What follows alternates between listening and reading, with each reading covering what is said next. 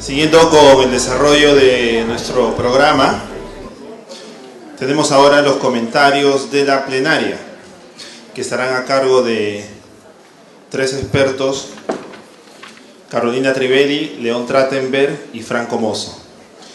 Quien moderará este panel será Patricia Regui, consejera del Consejo Nacional de Educación, a quien cedo la palabra. Por favor, los recibimos a todos con un aplauso.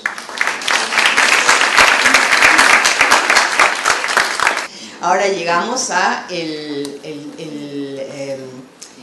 la realidad, ¿no? La nuestra, que estuvo bastante bien representada en los comentarios que resumieron las plenarias de ayer.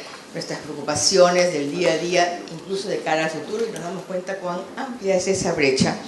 Y justamente el Proyecto Educativo Nacional al 2036 lo que pretende es acercarnos un poquito más a esa mirada hacia adelante, que no se deje totalmente aplastar por el peso de lo pasado y de lo actual, pero que tampoco lo ignore, porque si no, no vamos a poder movernos adelante. Entonces, para eso, el Consejo ha convocado el distinguido panel que nos acompaña hoy día, y hemos cambiado un poquito la dinámica prevista para dar un espacio para más intercambio entre ellos. Entonces, en lugar de los 20 minutos planificados originalmente, van a tener 10 minutos cada uno en la ronda primera y luego una segunda ronda, de manera que puedan entrar también en diálogo y ustedes puedan participar del mismo. En primer lugar va a estar Carolina Trivelli, conocida seguramente por muchísimos de ustedes. Ella es economista, egresada de la Universidad Católica, tiene una maestría en Economía Agraria de la Universidad del Estado de Pensilvania. Ha sido ministra de Desarrollo e Inclusión Social entre los años 2011 y el 2013. Ha sido directora del Instituto de Estudios Peruanos. Es miembro del directorio de los Colegios Peruanos Innova, del Consejo Asesor Internacional del Centro Latinoamericano para el Desarrollo Rural, y no sigo para no sentirnos apabullados todos, es una campeona, y por eso ha sido convocada a participar y a comentar a este panel que hubo al principio de la mañana, en el que ustedes estuvieron presentes, que resumió las discusiones del día de ayer. Carolina, tienes 10 minutos. Gracias, Pachi, gracias a los amigos del Consejo. Es un honor poder estar aquí. Yo de educación no voy a hablar, o sea que no voy a hablar un poco de qué cosas me preocupan y qué cosas veo que son centrales tener en la discusión sobre a dónde va la educación y cómo construir un plan nacional mirando el futuro, sin caer en esta dicotomía entre todo es posible y la tecnología va a resolver todo, y a la vez tampoco en el pesimismo de todo es tan difícil, no podemos hacer nada, sigamos haciendo más de lo mismo, porque los dos extremos nos llevan a la inamovilidad. Yo creo que hay algunas cosas que claramente no van a cambiar hacia el futuro y que deben ser recogidas como cosas que van a permanecer entre los desafíos que cualquier plan educativo va a tener que enfrentar. Lo primero es que, como bien decían todos los grupos, el Perú no va a dejar de ser diverso. Las diversidades del Perú van a ir cambiando, eso sí, y eso va a imponer nuevos retos de cómo entendemos, cómo enfrentamos esas nuevas diversidades. No nos van a ser solamente las diversidades por región geográfica, o si uno es urbano o rural, o por el origen étnico o el idioma que se hable. Probablemente se van a comenzar a complejizar esas diversidades, pero un desafío que va a haber que atender, porque cada vez probablemente vamos a ser más diversos, van a aparecer nuevas formas de diversidad. Una segunda cosa que no va a cambiar es que vamos a seguir viviendo en el Perú y la geografía del Perú va a seguir siendo la misma que es hoy día, más o menos efectos del clima, pero vamos a seguir teniendo una geografía compleja que nos va a imponer un reto, por ejemplo, para la región amazónica, donde las distancias, la conectividad, es cierto que las nuevas tecnologías acortan distancias, pero no resuelven todo el problema que tenemos de integración geográfica de un país complejo, donde un déficit de infraestructura importante va a seguir existiendo en los años que vienen, incluso si se logran todas las millonarias inversiones que esperamos que se logren. Una tercera cosa que va a seguir existiendo es que nuestras instituciones no van a ordenarse con una reforma institucional ni en las próximas elecciones, ni seguramente en 2 o 3 más. Los procesos institucionales, es decir, cómo funcionan las reglas en las que se desenvuelve el sector educativo y los otros sectores, van a seguir siendo un poco caóticas, y ojalá logremos iniciar procesos que nos lleven a instituciones que funcionen mejor, que logren los objetivos, que estén más ordenadas, pero ese es un proceso que hay que construir, y el plan que ustedes están trabajando es muy importante que por un lado reconozca la precariedad institucional sobre la que se construye, pero por otro lado incida en las instituciones que le competen al sector educativo. Esto tiene que ver con mucho lo que decían los grupos, el tema de la descentralización, el tema de las autonomías, el tema de la transparencia, de las responsabilidades y de la rendición de cuentas que hay que hacer en los distintos niveles de toma de decisión. Y un tema que es uno de los temas que yo trabajo y en el cual quiero incidir es el tema de otra cosa que no va a cambiar, es la ruralidad en el Perú. La ruralidad en el Perú no va a desaparecer como nos quieren contar a cada rato. Cada censo nuevo, y probablemente cuando salgan los resultados de este censo, o nos cambian la definición de lo que es rural, o nos dicen que solamente son rurales aquellos que viven con patrón disperso, ¿no? Y resulta que el porcentaje de población rural en el Perú siempre disminuye. Sin embargo, eso es porque nos creemos la etiqueta que le pone el censo a lo que se llama rural. Hoy día, según la definición censal, uno es rural si vive en un centro poblado donde hay 100 o menos viviendas contiguas. O sea, nada. Hay ciudades de 20 o 30 mil habitantes que son totalmente rurales, porque dependen de su entorno rural, de su medio natural, organizan su calendario en función a la vida del mundo rural que está en su entorno. Todas las actividades económicas, productivas, sociales y culturales están relacionadas a la ruralidad en la que están inmersos. Y les pongo un ejemplo extremo, que es el que para mí es mi favorito, la ciudad de Chepén. Chepén es una gran ciudad de la costa norte, pero todos en Chepén dependen del maíz amarillo duro y del arroz, o porque transforman, o porque trabajan, o porque alquilan tierra, porque venden insumos, porque trabajan en los molinos, porque trabajan en la cadena de comercialización. Esa ruralidad no va a desaparecer de ninguna manera, ¿no? Y es mucho más grande que la etiqueta rural que le ponemos a las cosas. Lo que sí está pasando es que la ruralidad es distinta. La ruralidad ahora no es algo aislado, es algo más bien integrado. Estamos llenos de redes de pueblos y ciudades en las cuales el poblador rural está en el mundo rural, pero también participa de la vida urbana para acceder a servicios de estas ciudades rurales, y a través de eso se conecta con ciudades más grandes. Los jóvenes rurales de hoy, todos se han movido y han pasado en busca de la educación o de otros servicios por entornos urbanos. Muchos se quedan y muchos regresan, ¿no? Y la ruralidad es mucho más compleja que pensar en la familia de la pequeña agricultura familiar, ¿no? Probablemente esa imagen ya no va a ser la imagen del niño que hay que educar para el entorno rural, sino es un ciudadano que se mueve en un margen mucho más amplio entre su centro poblado rural y una gran ciudad. Ese dinamismo impone un conjunto de desafíos para el tema educativo, y tengo la sensación que mientras más lo catalogamos como que necesitamos una educación para lo rural, estamos teniendo un problema, porque necesitamos una educación para quienes se mueven en ese continuo urbano-rural, quienes van a estar algún tiempo en lo urbano y algún tiempo de su vida en lo rural, y eso va a generar una dinámica. Lo rural no va a desaparecer de ninguna manera, se está reconvirtiendo. Las nuevas generaciones de pobladores rurales van a ser muy distintas y van a tener demandas de habilidades muy distintas a las de sus padres que se dedicaron a conducir una parcela durante toda su vida. Ahora no, más de la mitad del ingreso de las familias rurales no viene de la agricultura, viene de otras actividades que no necesariamente están conectadas con la explotación de la tierra. Entonces hay un cambio importante que creo que el tema educativo tiene que mantener. Como seguro ya se acabaron mis 10 minutos.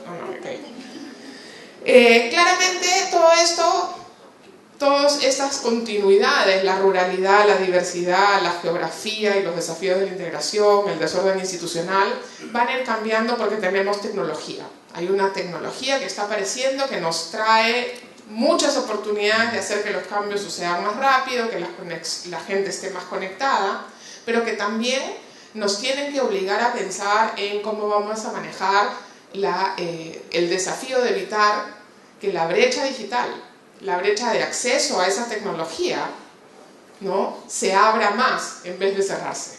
Y eso tiene que ver también con cómo el tema de las comunicaciones, de la tecnología se trata en general en el país como parte de las estrategias de desarrollo, porque no se trata solo de que haya acceso a la señal, uno tiene que tener recursos para poder conectarse y tiene que poder usar esa red digital, tener realmente capacidades digitales mínimas, y ahí hay un desafío para que ese potencial de la tecnología no solamente resuelva problemas y facilite el proceso de desarrollo, sino para evitar que se haga esta división, esta desigualdad se extrapole. Finalmente, un tema que ha sido muy poco mencionado en la mañana y con el cual quiero terminar, que me parece central en la discusión que ustedes tienen que tener, es una de las cosas que tenemos que aprender en el Perú es a dialogar. Y dialogar no para convencer al otro de que yo sé, yo conozco, yo tengo la mejor idea, no para convencer, sino para escuchar. Escuchamos muy mal. Escuchamos como queremos, escuchamos el pedazo que nos conviene y sentimos que cuando escuchamos y reconocemos en el otro hemos perdido un poquito, hemos cedido algo. Y ahí hay un problema porque es imposible que resolvamos los problemas de cómo queremos ser si ni siquiera podemos escucharnos entre nosotros. Entonces el tema del diálogo, usar el instrumento del diálogo mucho más en cualquiera de los procesos en los que estamos inmersos, sea hacer un plan o sea llevar adelante una clase en un salón escolar, creo que debe estar en esta idea que todos mencionaron de construcción de ciudadanía, de construcción de autonomía, porque la autonomía del individuo pasa por su relación con los demás, ¿no? Entonces creo que ahí hay una oportunidad fundamental para incluir una herramienta como el diálogo de manera transversal en lo que se necesita. Carolina, muy estimulantes sus comentarios, estoy segura que van a ser recogidos a continuación o más adelante. El siguiente comentarista es León Trachtenberg-Siderer.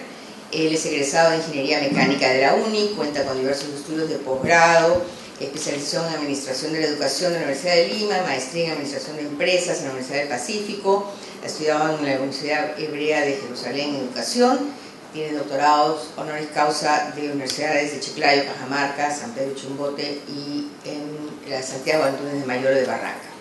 Ha sido miembro de la Comisión del Acuerdo Nacional por la Educación del Ministerio y del Consejo Nacional de Educación desde que se creó en el año 2002. Ha sido condecorado con diversos reconocimientos y es conocido, no lo dudo, por casi todos los que estamos acá, conocido y reconocido por todos los que estamos aquí. León, Sí, gracias. Buenos días.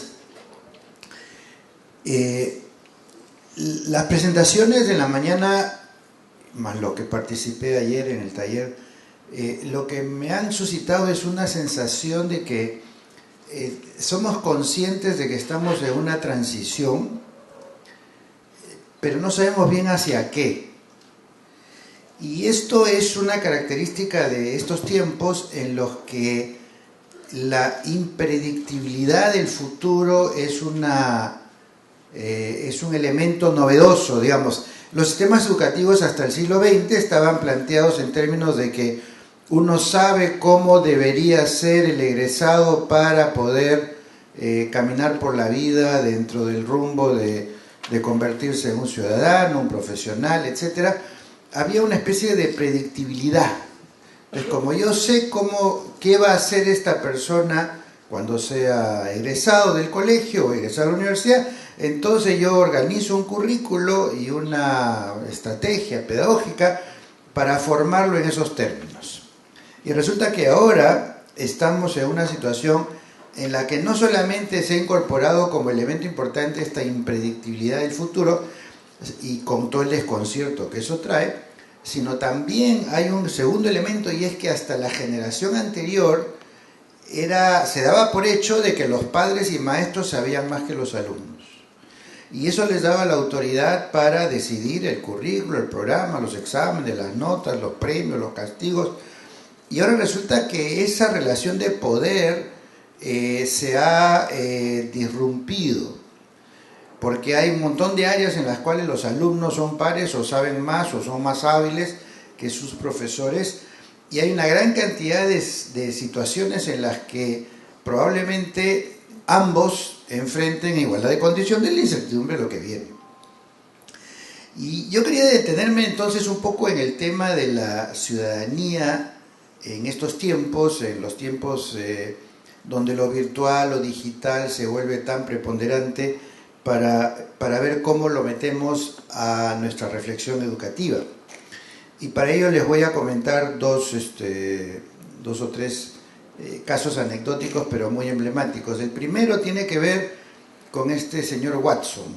Watson es un software inteligente que ha desarrollado IBM, que paulatinamente está sustituyendo el trabajo que hacían personas, por ejemplo, en selección de personal, por ejemplo, en otorgamiento de créditos bancarios, en reprogramación de vuelos, de aviones o de reservas de asientos, y cada vez más entre los Big Data y los software inteligentes y los Watsons, vamos a tener un mundo en el cual, en el fondo, la pregunta es: si un robot hace las cosas mejor que un alumno, ¿por qué tengo que enseñarle a un alumno las cosas que un robot puede hacer mejor que él? Y todo lo que uno evalúa en la escuela hoy y en no pocas universidades lo resuelve mejor un robot. Y entonces, ¿qué? ¿Estamos formando alumnos para que los robots puedan desempeñarse mejor que ellos? ¿O es que tenemos que formar a los alumnos para aquellas cosas que los robots no hacen o no pueden hacer? Y entonces este asunto tiene una enorme importancia en términos de las estrategias pedagógicas, en términos de currículo, en términos de lo que está en los libros, en términos de a qué le llamamos una educación pertinente y de calidad. La mayoría de las pruebas que toma el ministerio o los ministerios, incluyendo PISA, lo resuelve mejor un robot. Acaba de salir una nota de que hay un robot que dio el examen de ingreso a una universidad en Japón y obtuvo 80% de las respuestas correctas, por encima de la media de todos los que venían del sistema educativo. Entonces, ¿para qué necesitan a los japoneses si el robot funciona mejor? Entonces, ahí hay todo un tema de qué es educar en estos tiempos y qué habilidades son las que uno espera que se cultiven a lo largo del proceso educativo. La segunda noticia que me parece importante es la de este sistema de detección temprana de talentos y capacidades de los alumnos, que podría llegar a una situación en la cual, por ejemplo, si yo soy padre de familia de un niño de tercer grado, que tiene un potencial de talento y de capacidad creativa y de invención y de prospectiva, en fin, sobresaliente, entonces yo, padre de familia, me convierto en su manager y lo vendo o lo hago contratar por una empresa para que le financien su educación, para que cuando egrese del sistema educativo yo tenga la ventaja de contratarlo, como se hace hoy en día con los estudiantes de cuarto y quinto año de las más importantes universidades del mundo, que los empresarios los capturan antes de terminar para asegurar que van a trabajar con ellos. Bueno, eso puede ocurrir también fácilmente con todos los sistemas estos de inteligencia predictora sobre los desarrollos de los niños a partir de estos programas que están desarrollando en el Silicon Valley. Nuevamente, la pregunta es, en cuanto al rol de profesores, el rol del padre, la educación personalizada, ¿a dónde nos va a llevar todo eso?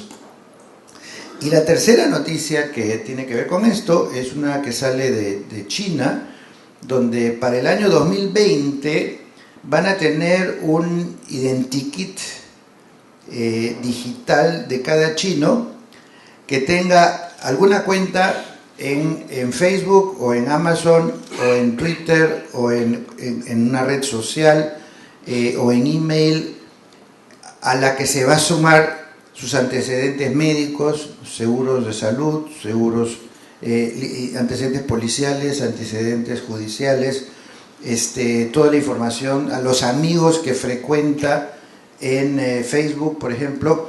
Se hace todo un portafolio individualizado de cada individuo, a lo que se suman las cámaras que están en todas las esquinas, que identifican a través de los ojos a la persona, y les pueden decir a cada persona con un clic, donde quiera que estén, todo su historial digital, por supuesto mucho más allá de lo que la persona misma sabe, y eso permite saber en todo momento dónde está cada persona, qué está haciendo y quién es esa persona, y han desarrollado lo que se llama un índice de confiabilidad ciudadana, que significa que cuando yo voy a contratar a alguien, miro su índice a ver si está con un puntaje positivo o negativo de acuerdo a los criterios del sistema, y según eso lo contrato, pero también puedo premiar y castigar. Por ejemplo, yo puedo, a esta persona no le doy un crédito porque no es confiable, tiene potencial de ser un ladrón, entonces no le voy a dar trabajo, empiezo a resolver desde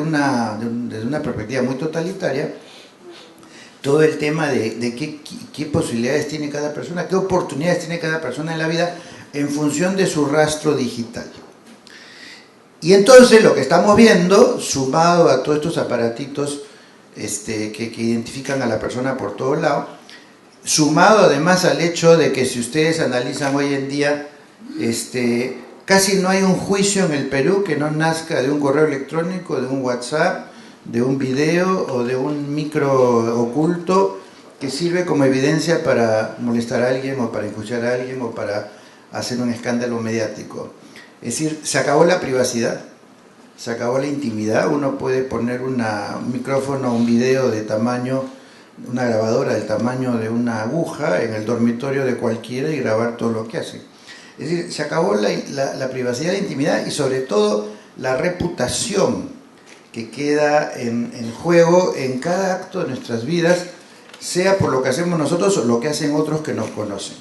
Entonces, en ese mundo, que es un mundo que está a la vuelta, o sea, no estoy hablando del 2050, estoy hablando, inclusive hoy en día no necesitan ni dólares ni libras esterlinas para comprar y vender a través de los celulares, sino también con los bitcoins y todos estos que ni siquiera necesitan respaldo de ningún banco central de reserva. Es decir, el mundo se digitaliza de tal manera que uno tiene que preguntarse qué es ser ciudadano en ese mundo y qué va a hacer la escuela o lo que fuera que es el espacio donde se van a educar las personas para formar a las personas en los criterios, los valores, las habilidades, las competencias que le permitan ser solvente en ese espacio, en ese mundo, y no solamente el de la escuela física tradicional que conocemos, que suele ser nuestro punto de partida para casi todos los diagnósticos y prospectivas. Y yo creo que pensar un poco más en eso debiera llevarnos a preguntarnos también si el modelo de escuela, profesor, alumno, aprendizaje que tenemos en mente hoy es pertinente o no para los próximos 10 años. Gracias, León. Me hace repetir el comentario sobre no sabemos si son promesas, oportunidades o más bien fuentes de terror, pero tenemos que tomarlas en cuenta indudablemente. Seguiremos conversando sobre el tema seguramente en la siguiente ronda. Nuestro siguiente comentarista es Franco Mozo. Él estudió Economía en la Universidad del Pacífico, es cofundador y director ejecutivo del programa Enseña Perú, que es una iniciativa conocida de algunos de ustedes para el aprendizaje compartido, que quiere expandir oportunidades educativas, y es profesor asistente de liderazgo estratégico del Centro de Liderazgo Adaptativo. Fue parte de la Comisión de Valores de la red Enseña para Todos, que es una serie que agrupa muchas organizaciones similares a Enseña Perú en 27 países en todos los continentes.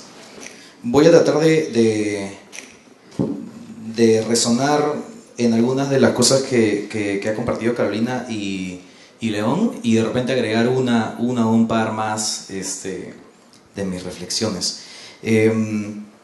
Creo que lo primero me llamó mucho la atención lo que dijo, alguna de las cosas que dijo Francisco, ¿no? De mirar hacia atrás y mirar hacia adelante, a esto de lo del cambio de la modificación genética, Este año también, por ejemplo, en Italia van a tratar de hacer el primer trasplante de cabeza.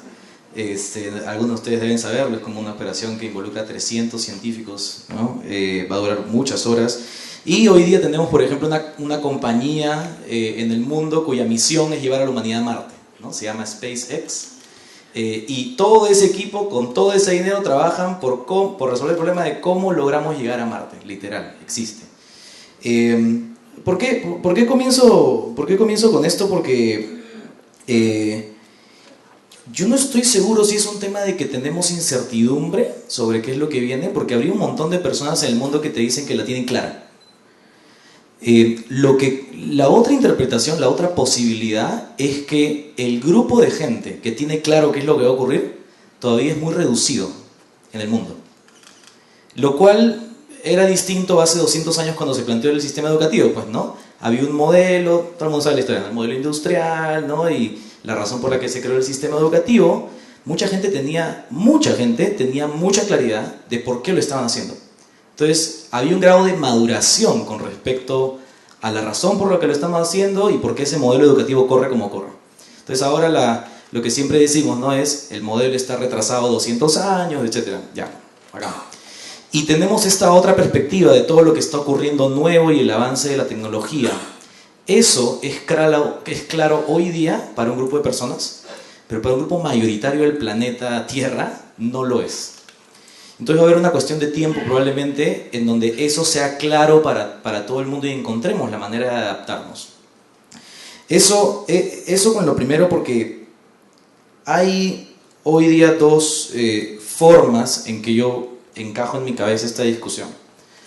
Uno es, hay que cambiar las reglas del juego, ¿no? Hay una discusión de cambiar la ley, cambiar la normativa, los lineamientos, cómo se estructura el sistema educativo, si se tiene que enseñar por cursos o no, cuáles son los estándares de entrada para alguien en educación, etc., ¿no? Hay una discusión de cómo cambiar las reglas del juego, evolucionarlas. Y el otro gran cajón es cómo con las reglas del juego que tenemos hoy día hacemos lo mejor posible, porque hay decenas de oportunidades para hacerlo bien hoy día,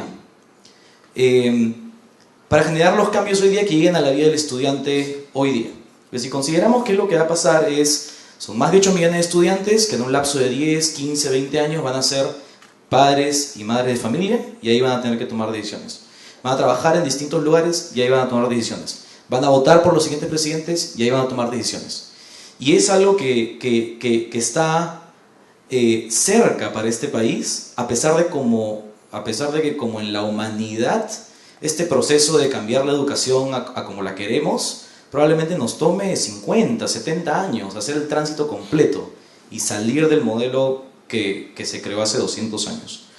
Entonces quería decir como estas primeras dos cosas y tengo 3 reflexiones. Una sobre liderazgo colectivo, otra sobre de qué deberíamos hablar cuando nos juntamos y la tercera es quién debería estar en esta discusión.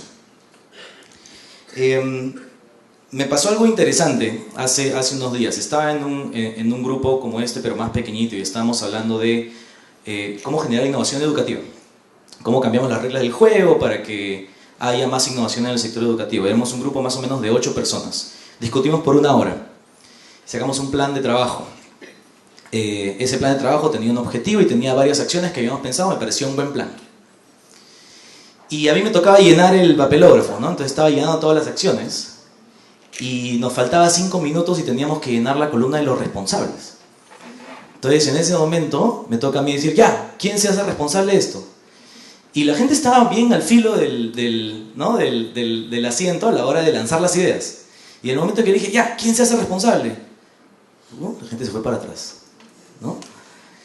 Un par de risas nerviosas, comentarios al costado, etc. Y pasó como 1 minuto de silencio incómodo en donde nadie decía, ya, yo me hago cargo de esta parte, ¿no? Y eso me llamó la atención porque en otra mesa de este mismo lugar alguien dijo, ya, Minedo. Y una persona lo retó y le dijo, ya, pero Minedo, o sea, tiene miles de empleados, o sea, no tiene miles de empleados, tiene un buen grupo de empleados, ¿no? Minedo no me dice nada. ¿Quién es la persona? ¿No? ¿Quién es el cargo que se tiene que hacer cargo, ¿no? Minero. Lo dijo al final Carolina. Para mí es mi primer punto, o sea, no solamente es escuchar, en estos años he escuchado muchas veces de la dificultad que tenemos cuando nos juntamos para hablar de manera práctica de quién puede hacer qué en función del valor agregado de cada una de esas organizaciones. Y yo sí siento que este concepto de liderazgo educativo, que en el mundo del cambio social se está hablando cada vez más, es uno de los retos más grandes. Es cómo juntas a un grupo de personas que pertenecen a distintas organizaciones y sostienen un esfuerzo que impacte en la vida de los estudiantes. Ese hoy día, en el mundo del cambio social, es probablemente uno de los desafíos más difíciles de lograr, porque muchas personas creen que no tendrían razón por qué hacer eso. Si yo tengo mi trabajo, entonces ¿por qué tengo que sostener un esfuerzo con otras organizaciones? Y esa parte del liderazgo colectivo quizás puedo elaborarla en el siguiente round, pero es una primera idea. La segunda creo que tiene que ver con de qué deberíamos hablar, y siento que, bueno, voy a utilizar un principio que utilizamos en Enseña Perú que le llamamos amor y verdad, ¿ok? Les voy a dar un poco de amor y verdad. Creo que a veces cuando nos juntamos, nuestras discusiones están en la estratosfera, en el sentido de, lo digo con todo nuestro sentido de ser compatriotas, pero hay unos términos que yo he escuchado por años que no estoy seguro de cómo se traducirían a la vida del estudiante, como por ejemplo, que yo leo una prioridad que dice educación integral, ¿no? Y ya, pero ¿qué significa eso? Y creo que si pudiésemos llegar a un momento en el que las personas que trabajamos en educación transitemos entre lo conceptual, que es importante, y lo concreto de hablar de la vida, de qué pasaría con el estudiante concretamente, creo que ganaríamos muchísimo. Porque a veces cuando ponemos grandes conceptos, esto lo he hablado con muchas personas, pero nos cuesta que luego eso se traduzca en una acción donde todo el mundo tenga claro qué hacer y que eso finalmente impacte en la vida de miles y miles de estudiantes. Siento que ahí hay una gran oportunidad de decir cómo deberíamos comportarnos cuando nos juntamos a conversar sobre qué hacer. Y lo último es quién tiene que estar en esta discusión, que creo que ahora, de hecho ahora somos 46 enseñanzas en el mundo. Y la gran pregunta que estamos diciendo es, vamos a bajarle un poco el tono a qué hay que hacer y vamos a comenzar a preguntarnos quién tiene que estar aquí presente en esta discusión. Y quisiera compartir solamente dos puntos muy interesantes sobre esto. Me queda un minuto, ¿no? Jerry, que es un estudiante que está en un colegio de Ventanilla, el año pasado me dijo: yo tenía una idea que creo que podía revolucionar mi colegio. ¿Cuál era esa idea? Deben conocer esta teoría de las inteligencias múltiples, ¿no? Que se originó hace 30 años.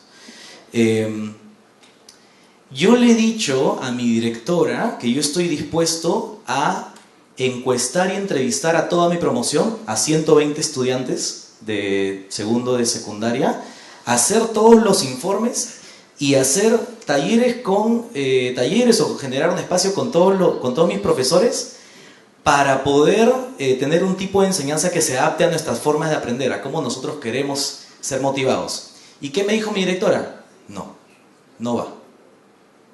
¿Por qué? Esa explicación nunca llegó.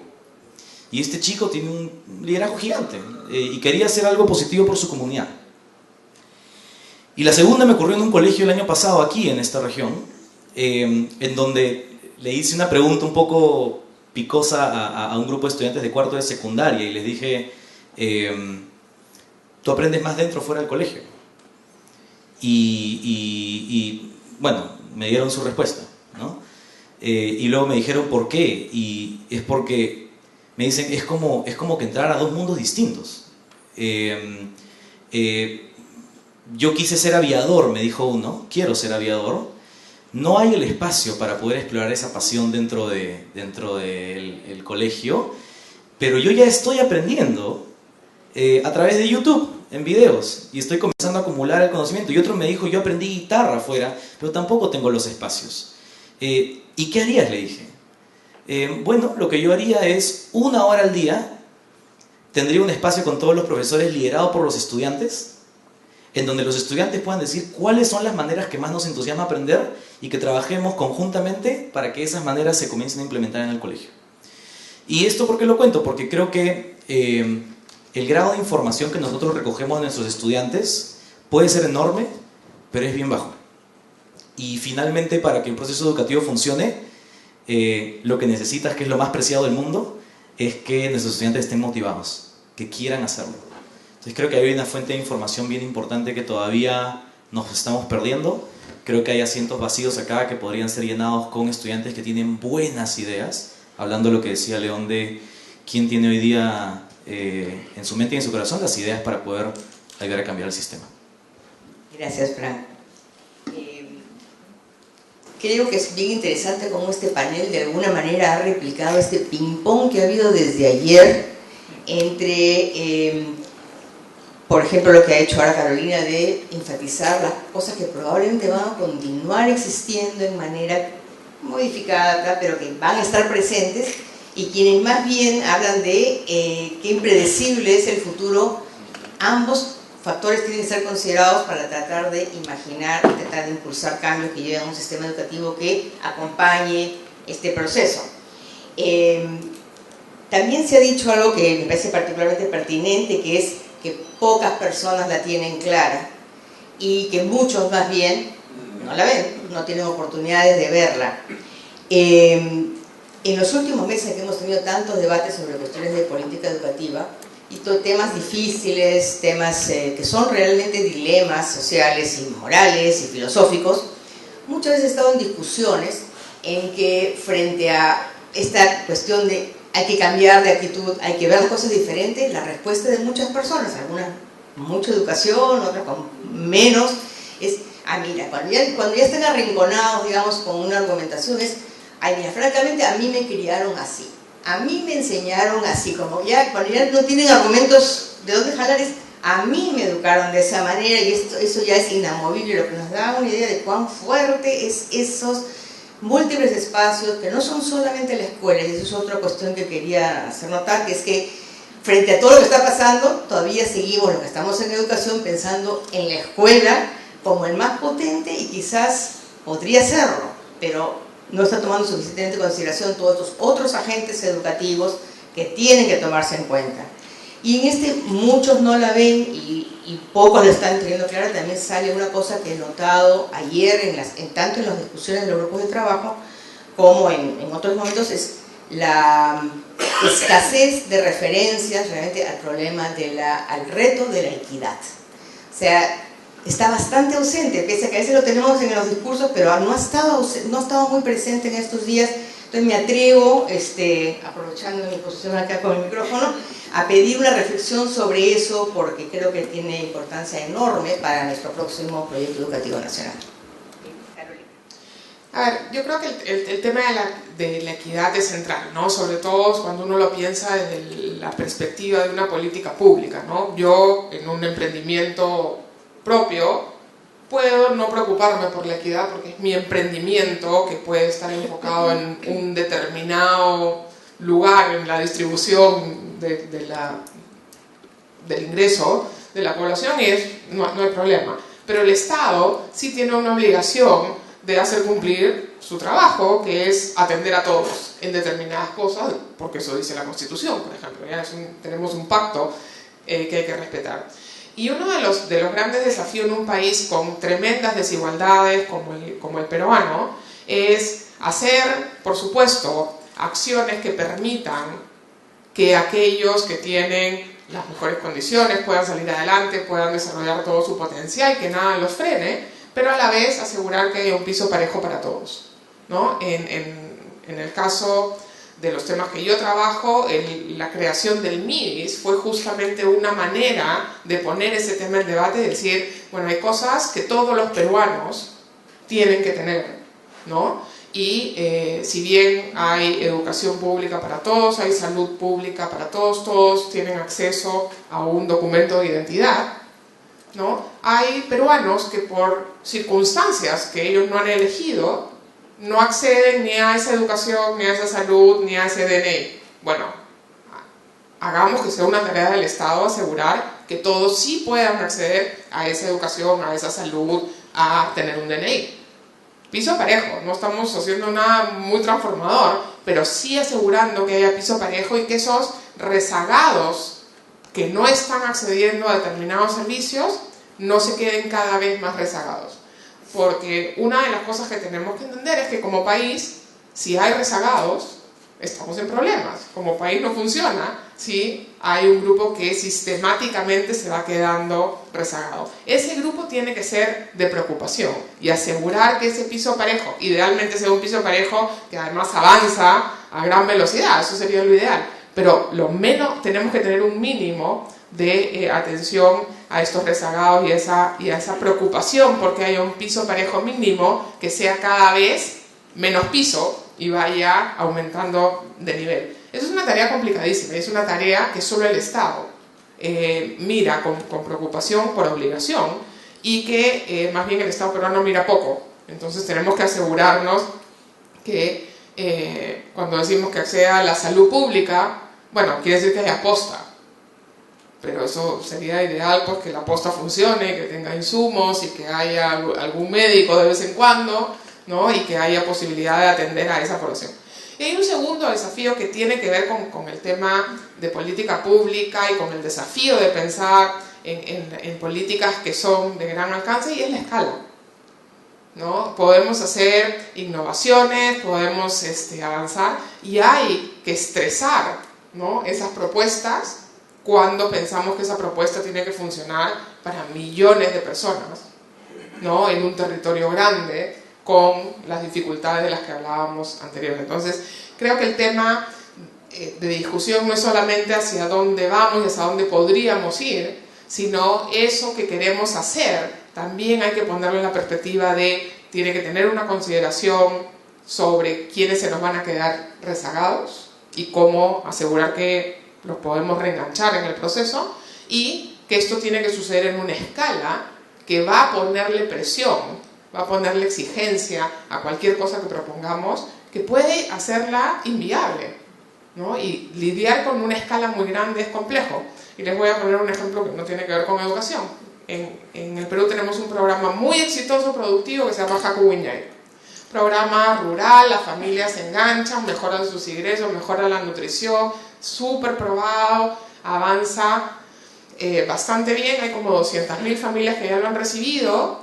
La ministra actual del MIS le quiere poner mucho más presupuesto y el problema es que hacerlo crecer no es tan fácil porque no hay suficientes técnicos para que crezca a la velocidad, ni siquiera es un problema de presupuesto, ¿no? Entonces va a crecer como a 100.000 hogares por año, pero no va a crecer 500.000 hogares el próximo año si le pongamos toda la plata, porque no hay las posibilidades de hacerlo.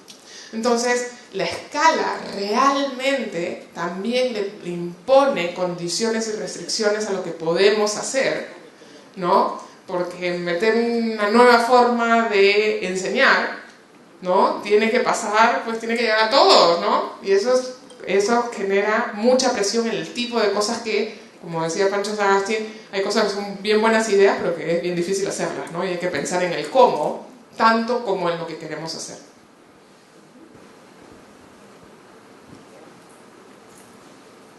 Estuve pensando un poco, voy a llegar al tema de equidad, estuve pensando un poco en las cosas más importantes que he aprendido en mi vida de manera que me sirven hasta hoy, ¿no? Que es a caminar, a comer, a hablar y a leer. Y esas 4 cosas que me sirven hasta hoy,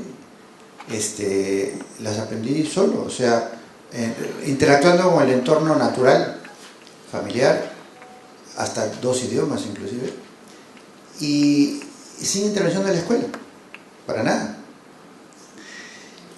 Y después cuando me pongo a pensar, ¿cómo aprendo yo?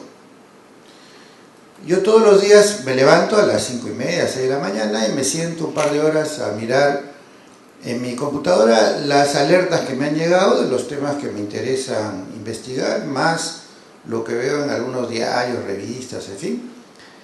Y de pronto voy viendo titulares, investigaciones, revistas y me quedo enganchado con alguna. Y en algunos casos leo solamente el subtítulo, en otros casos me detengo a leerlo por completo. Y en ese momento descubro una cosa interesante. Por ejemplo, hace 2 días estaban discutiendo en Chile la modificación del PSU, que es el examen de fin de la secundaria que permite con cierto puntaje entrar a la universidad. Me pareció interesante.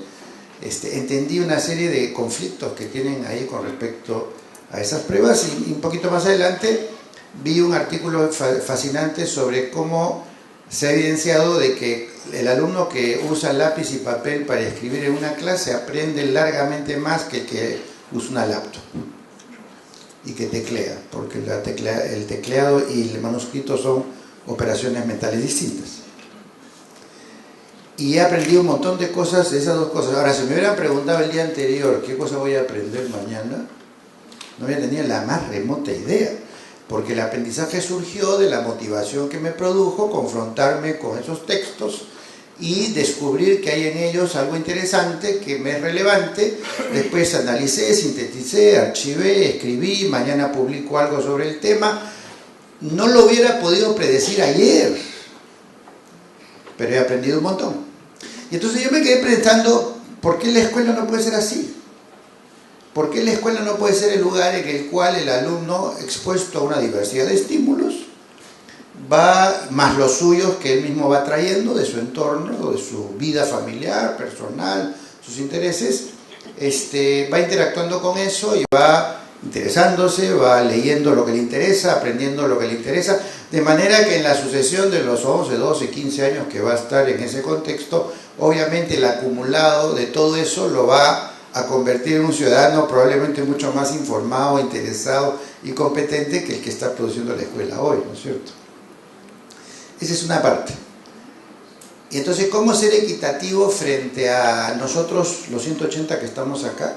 Que cada uno aprende diferente, tiene otros intereses, tiene otras preocupaciones, tiene otras maneras de asociar lo que diariamente va asimilando con su vida, etcétera. ¿Podríamos uniformizar eso? O sea, ¿qué cosa sería equidad para que todos podamos aprender? La segunda reflexión tiene que ver con la gran mayoría de los alumnos odia la escuela. La escuela los estresa, particularmente los más débiles y los más frágiles, que si pudieran no irían a la escuela. De hecho, hay una buena cantidad que no va, y aquellos que van forzados, pues la cabeza no está el cuerpo, no está la cabeza. Y la cantidad, es decir, la escuela es el principal factor de bullying a los niños, porque los acosa, los maltrata, los estresa, los hace sentir inferiores, los coloca en una situación de indefensión frente a sus debilidades, y por supuesto tiene patologías internas también en la escuela, ¿no es cierto? Creadora de bullying, como poner notas, por ejemplo, ¿no es cierto? Que obviamente empodera al que saca las buenas notas y lo pone a merced del poderoso el que saca las malas notas. Y ahí empieza toda esa patología. Entonces, ¿a qué le llamaríamos igualdad de oportunidades en una escuela así? ¿Igualdad de qué? De acceso, igualdad de materiales a su disposición, igualdad de, digamos, empujones para llegar a la meta que él no se propuso, sino que se la propuso el profesor o el sistema educativo. ¿Qué sería igualdad de oportunidades ahí, en un esquema de ese tipo? Y entonces yo lo que pienso es que cada que se plantee el término de equidad en función del otro, o sea, yo tengo que hacer como el otro, aprender lo del otro, lograr las metas del otro, o lo que fuera, siempre va a haber discriminación, siempre va a haber maltrato, siempre va a haber jerarquización. Yo particularmente pienso de que esta discusión de que nosotros decidimos anticipadamente cuál va a ser el perfil del egresado del alumno, a mí me parece totalitario. A mí me parece que lo más democrático es permitir, crear las condiciones para que cada alumno desarrolle en función de sus propias realidades e intereses y posibilidades, y eso es algo que la escuela no permite, porque la escuela censura al que es diferente a un cierto modelo que alguien imaginó como el modelo deseable. Entonces, regresando a la pregunta de Pachi, que me parece bien pertinente, es decir, en ese contexto, ¿qué es equidad?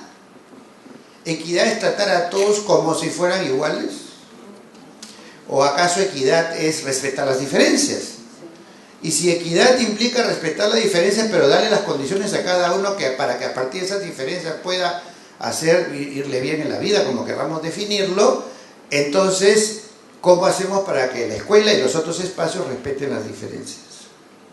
Cosa que no se acostumbra a hacer, dicho de paso, normalmente. Y una última palabrita con respecto a lo que ocurre fuera de la escuela y que tiene que ver dónde aprendí a leer, a comer, a caminar. Miren, hagan una experiencia, les puede resultar bien interesante. Agarren un aula de clases que tiene la puerta cerrada, vean lo que pasa adentro y vean qué pasa con el solo hecho de abrir la puerta. Si va a funcionar igual o no. Ahora, pónganse en el caso de que en lugar de pared concreto hay una pared vidrio, donde uno ve el afuera y el afuera lo ve uno adentro. Y ahora pónganse en la situación en la que el alumno, si quiere, trabaja dentro del aula, si quiere, trabaja afuera. Y se puede ir al jardín o al corredor. Y eventualmente, si no hubiera problema de seguridad, una posibilidad de que no hayan paredes, digamos, que limitan al colegio. ¿Sería igual? ¿Se viviría la misma experiencia? Bueno, hoy en día nuestro mundo es un mundo donde no solamente no hay la pared externa, periférica del colegio, sino que no hay ninguna pared. Pero nosotros seguimos educando a los niños como si todos fueran parte de un búnker, que está cerrado, y donde toda la presión se tiene que ventilar adentro. Obviamente el estrés es enorme, a diferencia de los espacios en los cuales el niño puede moverse abiertamente y por lo tanto no solamente sentirse más relajado, sino también aprender en espacios distintos al de que se ha preestablecido como el del aula. Por lo tanto, mi preocupación es cómo definimos aprendizaje, pero fundamentalmente cómo definimos equidad en ese contexto, ¿no?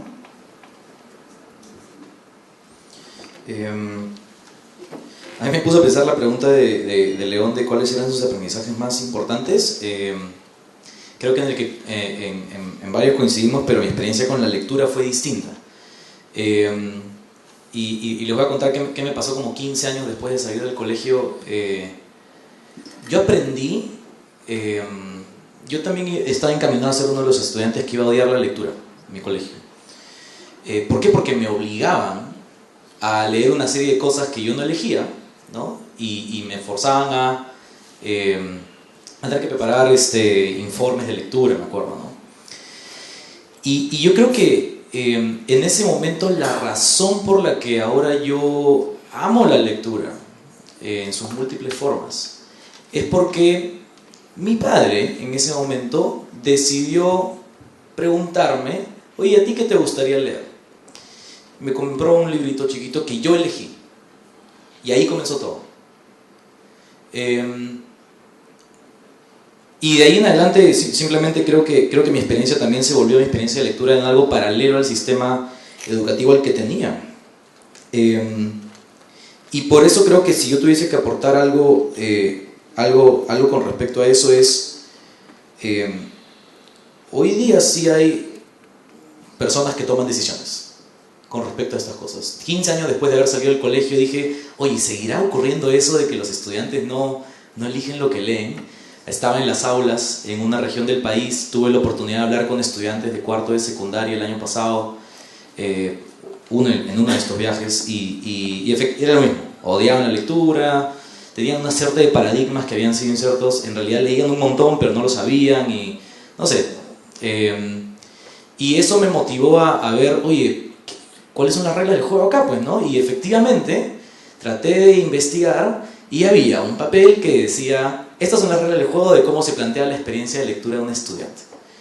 y estaba marcado porque el estudiante no elegía, creo que se eligen 12 libros, ¿no? En el año por grado, uno de los cuales es elegido por representantes de estudiantes. Creo que mi primer punto es que si queremos hacer estos cambios, creo que nuestra discusión debería tener presente a las personas que tienen que hacer ese cambio concretamente, porque eso es un documento que está en la computadora de alguien y que puede ser cambiado. Y no es tan difícil, y lo que tú decías, ¿no? Yo no creo que quizás lo que diga sea, no sé hasta qué punto, contraintuitivo, pero yo no creo que todo tiene que decirle el ministro. El ministro, Carolina sea ministra, tienes un montón de cosas en la cabeza que tienes que pensar, y me imagino, ¿no? Y por eso tienes un equipo, y para los cambios específicos de política pública en cualquiera de estos temas, hay una persona que pueda hacerlo.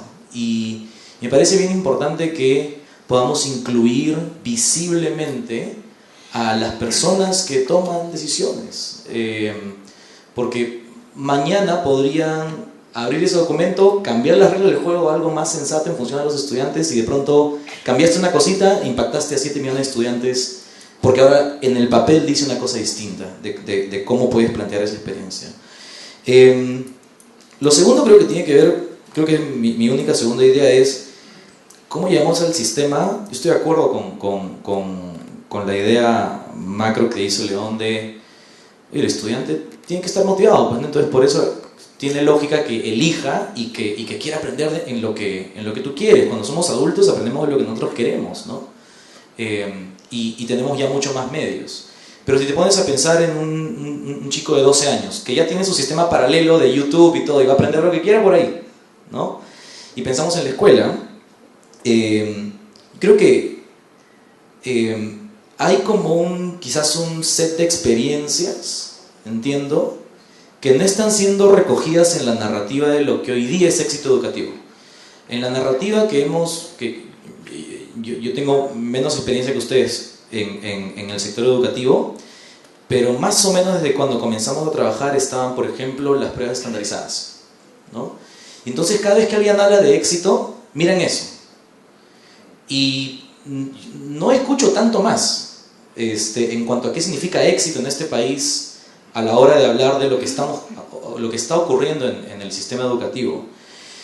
Me acuerdo haber encontrado, y claro, es toda esta narrativa de que no deberíamos hacer nada menos que estar respaldado por data, ¿no? Se ha construido una narrativa bien fuerte ahí, con lo cual en verdad el número de cosas que se pueden hacer se reduce enormemente, ¿no? Hablaba con un amigo, me decía, oye, estoy pensando en poner a mi hija en clases de marinera, me dice. Y yo le digo, por fastidiar, ¿no? Le digo, bacán. Oye, ¿dónde está el estudio que dice que clases de marinera generan mejores resultados académicos? ¿Hay ese estudio? No. Pero igual vas a poner a tu hija en marinera, pues, ¿no? ¿Por qué? Bueno, porque creo que es un tipo de experiencia que ayuda. Y entonces, ¿por qué ese tipo de experiencia no debería estar formando parte de la vida de los niños en todas partes del país, ¿no? ¿Por qué deberíamos reducir solamente la narrativa de éxito educativo a una prueba de desempeño académico? Y creo que eso, en toda la multiplicidad que destaca León, implica tener un sistema preparado para responder a que si a uno le gusta marinera y a otro le gusta codificar y a otro le gusta, no sé, jugar fútbol, que podamos tener al sistema desarrollando la capacidad de poder responder a esa necesidad, y que también nos pongamos de acuerdo que eso también es parte del éxito. Tiene que ver con autonomía a nivel, yo creo mucho en el liderazgo regional y local. Creo que ahí está el enorme potencial para poder generar oportunidades que cierren la brecha de equidad en torno a oportunidades que tenga un niño en su vida, vivencias que tenga un niño en su vida. Pero claro, cuando veo los presupuestos o cuando veo lo del currículum y digo, oye, ayer hablamos con un director y me decía, claro, yo tengo un montón de ideas que quisiera hacer, pero aparte de todo el currículum que está bien parametrado, tengo como 2-3 horas, que son las horas de libre disponibilidad, y solamente tengo ese margen para hacer otras cosas. Y entonces yo le decía, entonces tú lo que me estás diciendo es que quisieras tener 10 horas, ¿sí o no? Sí, yo quisiera tener 10 horas. ¿Quién toma esa decisión? Porque hay alguien que no lo está tomando, ¿no? ¿Y cómo hacemos para escuchar al liderazgo regional, 1, liderazgo local, 2, padres y estudiantes, y luego sentarnos a la mesa haciendo visible cuál es la decisión que hay que tomar, cuál es la decisión que está en juego, y yo personalmente sí siento que eso puede ser importante para avanzar de manera práctica, a comenzar a aprender como sistema cómo se vive esto que propone León. Creo que todavía no lo vemos en un sistema entero, en una UGEL, en un distrito, todavía no lo vemos. Lo vemos en colegios, lo vemos en aulas, lo vemos en iniciativas de personas maravillosas que están haciendo un buen trabajo alrededor del país, pero creo que todavía estamos en la búsqueda de ese... ¿Cuál es mi sueño? Que tú vas a una UGEL y me dan la lista de colegios y me dicen, elige 4 al azar. Yo no te voy a llevar a ningún colegio, elige 4 al azar. ¿Y qué voy a encontrar? Tal tipo de experiencia educativa. Y ocurre. Creo que ese tema de colectivo, ojalá que pueda ser parte de la visión que construyamos en los próximos años, ¿no? Porque creo que de repente si no llegamos al 2036 con uno de esos al menos, quizás va a ser un poco más desalentador y vamos a tener que perseverar más fuerte, ¿no? Franco, muchas gracias a todos ustedes. Ya que entramos en el terreno de las cuestiones personales, mi padre tenía 5 hijas mujeres y era un jardinero. Era muy jardinero, pero curiosamente no era de los que creía que era echar semilla y dejar que las cosas crezcan. Las entrenaba, las alineaba, muy ejército inglés parecía su jardín. Y alguna vez le preguntaba por qué le gustaba tanto, y me decía, porque a ustedes no solamente hay que cuidarlas, como las plantas que se las riega, se les abona y crecen derechitas como uno quiere, ustedes contestan. No le gustaba que contestáramos, era su noción de lo que era educarnos. Creo que, y lo digo a colación de lo que mencionaba León, de que él siente que él aprendió solo a caminar. Yo siempre discrepo con León, constructiva, y además admiro mucho su trabajo. Y que él cree que aprendió a comer solo, pero aprendió a comer, aprendió a caminar con ciertos patrones, con ciertas restricciones que solamente le pusieron sus progenitores, ¿no? En este sitio no peligroso, a esta hora, con la mano no, usa el cubierto en cierto momento. O sea, creo que eso, y se pregunta por qué la escuela no puede ser así, como él cree que aprendió, digamos, ¿no? Solamente solo. Yo creo que cuando construíamos el proyecto educativo nacional, y en ese sentido sí, aunque no esperaba que sucediera esto realmente en el panel, esta reflexión personal de cada uno, su experiencia con crecer y educarse, es ¿por qué la escuela?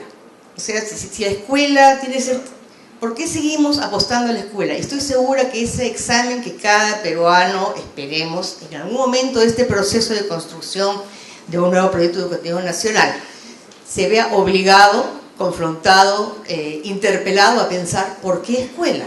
Si se aprende en tantos lugares, si hay tantas maneras de informarse, de verse expuesto a fuentes de información, ¿por qué todavía pensamos en este espacio colectivo de crecer y volvernos ciudadanos y desarrollar competencias?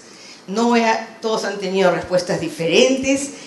Creo que si nos vamos con esa inquietud y con una especie de voluntad de encontrar espacios, ojalá que tengamos los recursos, las energías para que un gran número de peruanos pueda participar en este esfuerzo de pensar por qué escuelas de calidad para todos, qué significa eso de personalizar el currículum, qué significa esto de creer y estar convencido de que sí hay ciertas competencias que todo peruano tiene que desarrollar.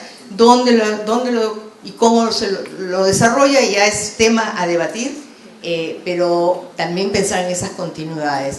Veo difícil que desaparezca la escuela, sobre todo cuando tenemos estos modelos económicos que empujan a la competencia, a la productividad, al empleo, que hace muy difícil que lleguemos a ser una Finlandia por lo menos en los siguientes 50 años y que la gente puede pasarse 3 años criando a sus hijos en casa.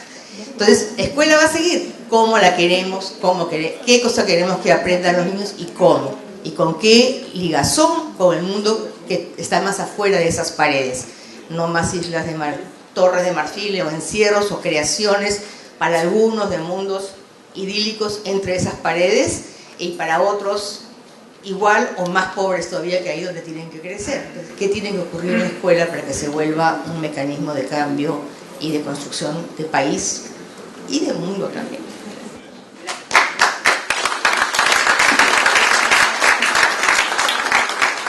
Muchas gracias, consejera Patricia Rey, y muchas gracias a nuestro panel, Carolina Trivelli, León Trachtenberg y Franco Mosso. Muy agradecidos.